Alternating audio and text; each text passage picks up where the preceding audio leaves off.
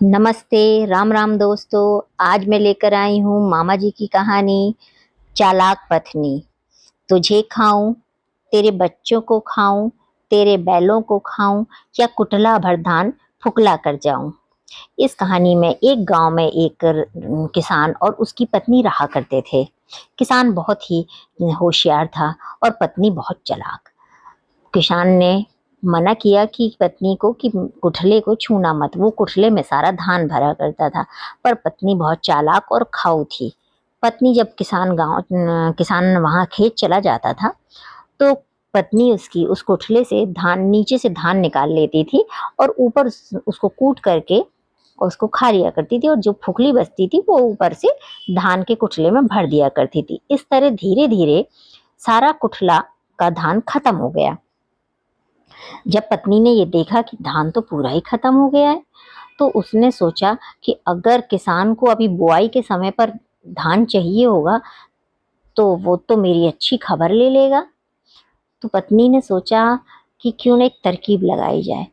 उसने अपने बाल खुले किए, जीभ को लाल किया और एक काला रंग ले करके अपने चेहरे में पोत लिया और एक खप्पर लिया जिसमें उसने सिंदूर से उसे रंग दिया और बहुत ही मोटी सी पायल पहनी जिससे छम छम की आवाज आने लगी।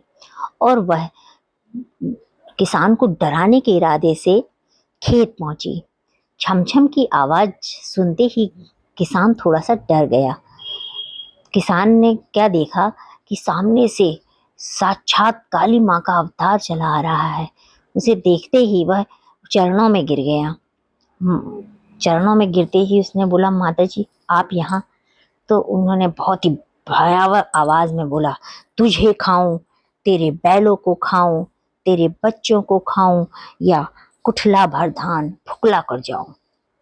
किसान ने बिल्कुल देर ना करते हुए बोला, माता जी आप तो कुठला भर धान फुकला कर जाइए, आप ना मुझे खाइए, ना मेरे बच्चों को खाइए, ना मेरे बैलों को खाइए, आप बस कुठला भर धान फुकला कर जाइए। पत्नी खुश हुई और उसने तथास्तु कहते हुए छम छम की आवाज करते हुए अपने सरपट अपने घर को पहुंची और जाकर के मुंह हाथ धो करके बैठ गई और किसान का आने का इंतजार करने लगी। वहां खेत पे किसान का भी काम में मन नहीं लगा।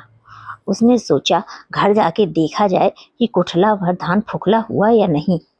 वह काम को आधा अधूरा छोड़ करके भागा घर की ओर। घर पहुंचा तो उसने अपनी पत्नी को बैठा देखा और उससे ये सारा हाल कह सुनाया। तो पत्नी बड़ी खुश हुई अंदर ही अंदर और उसने कहा, फिर तुमने क्या कहा? तो उसने बोला कि मैंने तो माता जी से हाथ जोड़ करके बोल दिया कि ना आप मुझे खाइए, ना मेरे बच्चों को खाइए, ना मेरे बैलों को खाइए, बस आप कुठला भर धान फुकला कर जाइए। चलो आओ देखते हैं कि धान फुकला हुआ है कि नहीं। जैसे ही किसान ने कुठला खोला तो धान की जगह पूरा का पूरा फुकला भरा हुआ था। किसान ये देख करके बहुत खुश हुआ और उसने अपनी पत्नी से कहा कि माता की हम पर बहुत विशेष कृपा है, और वह खुश होता हुआ चला गया। पत्नी ने ये जैसे ही सुना वो अंदर ही मन बहुत खुश हुई और सोची मैंने अच्छा बेवकूफ़ बनाया किसान को। इस तरह ये कहानी ख़त्म होती है। आपको मेरी कहानी कैसी लगी? पसंद आई हो तो लाइक एंड सब्सक्राइब करिएगा और कमेंट बॉक्स में कमेंट करना मत भूलिएगा। Okay, bye bye, good night, Radhe Radhe.